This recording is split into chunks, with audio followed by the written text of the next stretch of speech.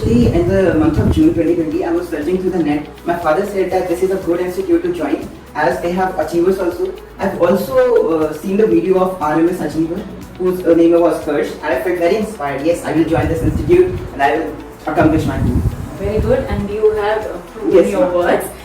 How has been your experience? From guidance till the what we want is currently there in the teachers. Our faculty members, our teachers, our judges, they gave us all the points which we need to have. They also taught us tricks to perform, how to solve the questions very easily within a seconds.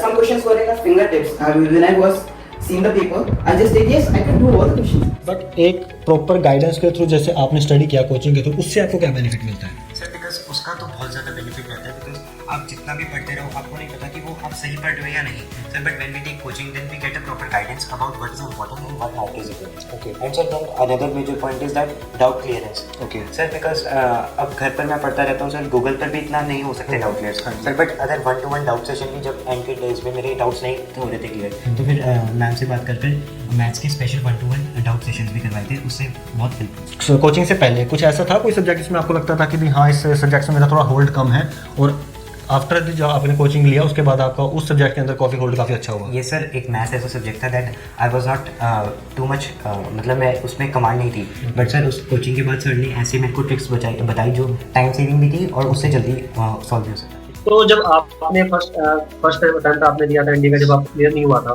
तो इस बार जब आपने attempt दिया, इस बार आप दोनों clear कर गए हो, तो मतलब क्या डिफरेंस होता है कि जब आपने एक सेल्फ स्टडी करी और थोड़ा सा जैसे आपने कोचिंग ली है, तो उसमें गाइडेंस में क्या फर्क मिला आपको, क्या हेल्प आउट मिला आपको पेपर क्लियर करने के लिए?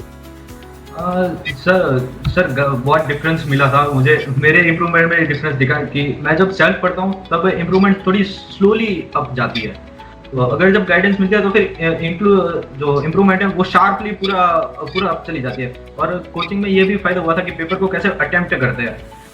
एक्चुअली सर मैं सीडीएस का एग्जाम ट्राई कर रही थी पहले भी क्लियर करने का, बट मेरे से हुआ नहीं था. I couldn't clear the 2019 second CDS exam.